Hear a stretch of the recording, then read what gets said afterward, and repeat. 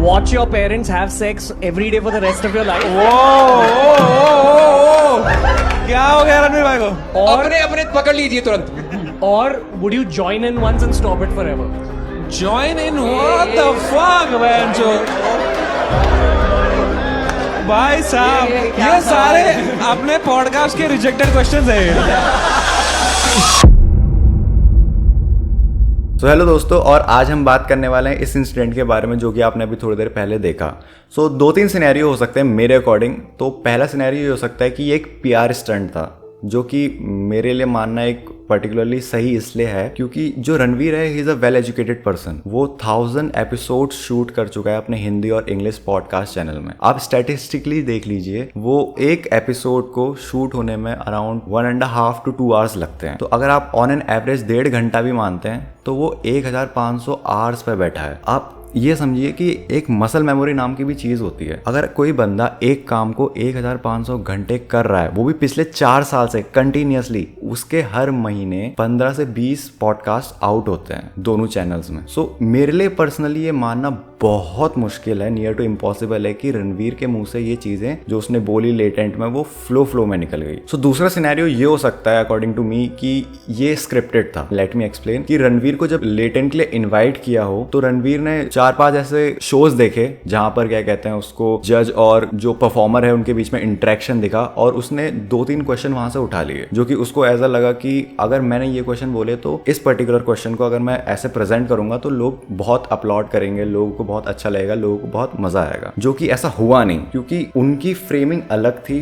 वो अलग जगह पे बोले गए थे, वो फॉरेन में बोले गए थे, ये इंडिया में बोला गया है। और रणवीर का जो बैकग्राउंड है, जहां से रणवीर आता है, एक लेवल पे है वो, उसको एज अ नॉर्मल पर्सन आप देख नहीं सकते। तो मेरे अकॉर्डिंग ये इसके भी काफी अच्छे चांसेस हैं कि ये जो उसने क्वेश्चन बोला वो पहले से उसके दिमाग में स्क्रिप्टेड था। वो सोच के आया था कि मैं इस पर्टिकुलर क्वेश्चन को यहाँ पर बोलूंगा तो ऐसा होगा, जो कि वो अच्छे वे में लेके आया था कि वो सोच रहा था कि वो ऐसा अच्छा होगा, बट जो कि हुआ नहीं। तीसरा और फाइनल पॉइंट ऑफ व्यू जो मेरा है, वो इसके चांसेस काफी कम है, बट इट कैन बी, ये हो सकता है। तो तीसरा जो पॉइंट है वो ये है कि रणवीर को जब लेटेंट के लिए इनवाइट किया, उसने एज यूजुअल रिसर्च करी अलग अलग चीज़ों के बारे में कि क्या क्वेश्चन मैं बोल सकता हूँ एज अ टैंक आर्टिस्ट। अगर मैं उन लोगों के साथ डार्क कॉमेडियंस के बीच में बैठ रहा हूँ तो मैं ऐसा क्या बोल सकता हूँ जिससे ऑडियंस को भी अच्छा लगे और मजा आए। तो उसने ऐसे रिसर्च करी होगी और उसको 2-3 क्वेश्चन मिले, बट उसके सबकॉन्शियस में बैठ गया हो। आप समझ रहे हैं कि उसने क्वेश्चन देखे, उसको काफी अच्छे लगे हो, तो उसके सबकॉन्शियस में बैठा, और जब वो लेटेंट के परफॉर्मिंग सेट पे होगा तो कुछ चीज मे बी ट्रिगर करी होगी, तो उसके सबकॉन्शियस से बाहर है और उसने बोल दिया। बट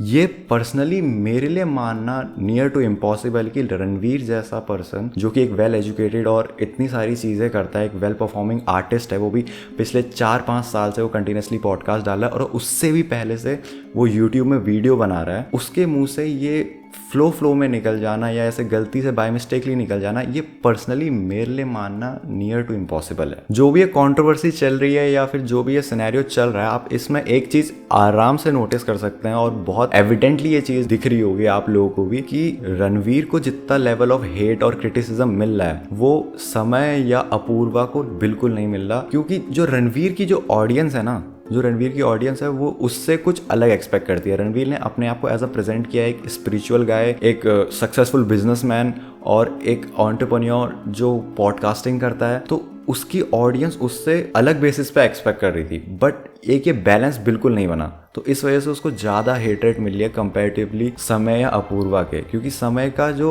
ऑडियंस बेस है वो उसको कॉमेडी के लिए ही जानता है, उसकी डार्क कॉमेडी के लिए जानता है। जहाँ अपूर्वा की बात आती है तो अपूर्वा को एज अ उसका ऑडियंस या उसको लोग एज अ कलेशी औरत की तरीके से ही जानते हैं। बट जो रणवीर का है, जो रणवीर की ऑडियंस है, वो उसको एज अ बिग ब्रदर या फिर एज अ इंस्पिरेशन मानती है, क्योंकि रणवीर काफ़ी चीज़ें कर चुका है। वो पॉडकास्टिंग कर चुका है, उसके सक्सेसफुल बिजनेस है, वो एंटरप्रेन्योर है, वो अवार्ड विनिंग आर्टिस्ट है, उसने पीएम मोदी के साथ अवार्ड लिया है। सो रणवीर को एज अ पेडिस्ट्रियल देखती है उसकी ऑडियंस। बट जहां पर बात आती है समय और अपूर्वा की, उनको भी हेट मिल रहा है। ऐसा कुछ नहीं है कि उनमें कुछ डिफरेंस किया गया है, उनको नहीं बोला जा रहा है या उनके खिलाफ ज्यादा कुछ नहीं हो रहा, उनको भी हेट मिल रहा है। But the amount of hate Ranveer is getting is massively higher than them. इस पूरे सिनेरियो, इस पूरी बसर से आप एक चीज जरूर सीख सकते हो कि अगर आप एक लेवल पे पहुंच जाते हो, एक पेडेस्ट्रियल पे पहुंच जाते हो, specially as a content creator, so आपके ऊपर कुछ रिस्पॉन्सिबिलिटीज आ जाती है मॉरली, जो कि कोई थोपता नहीं है बट वो इन जनरल आ जाती है। आप जो बोल रहे हो या आप जो करना चाह रहे हो या जो आप करते हो वो लोग आइडलाइज करते हैं आपको। सो रिस्पॉन्सिबिलिटी को मद्देनजर रखते हुए आपको कुछ दायरों में संभल के रहना पड़ता है, क्योंकि लोग जैसा आपका बैकग्राउंड है, जैसा आपने अपनी ऑडियंस को दिखाया है आप हो, तो वो आपसे वैसा ही एक्सपेक्ट करते हैं। जैसे रणवीर ने अपनी ऑडियंस को दिखाया था कि वो एक स्पिरिचुअल पर्सन है, वो एक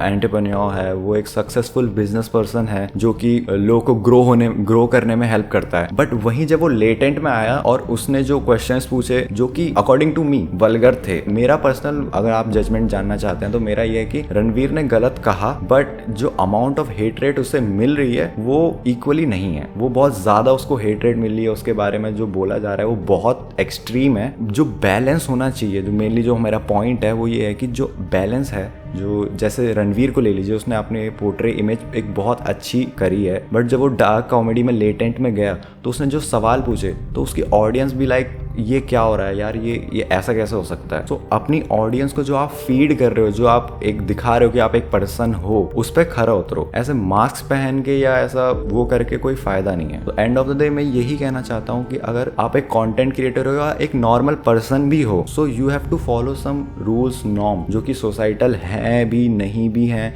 जो आपको फॉलो करने चाहिए। कट टू द पॉइंट, अगर स्पेशली आप एक कंटेंट क्रिएटर हो तो आपको बहुत संभल के रहना है कि आपके मुंह से क्या शब्द निकलने हैं, क्योंकि वो एक लार्ज अमाउंट ऑफ पीपलों को इन्फ्लुएंस करते हैं, उनकी लाइफ में इम्पैक्ट डालते हैं।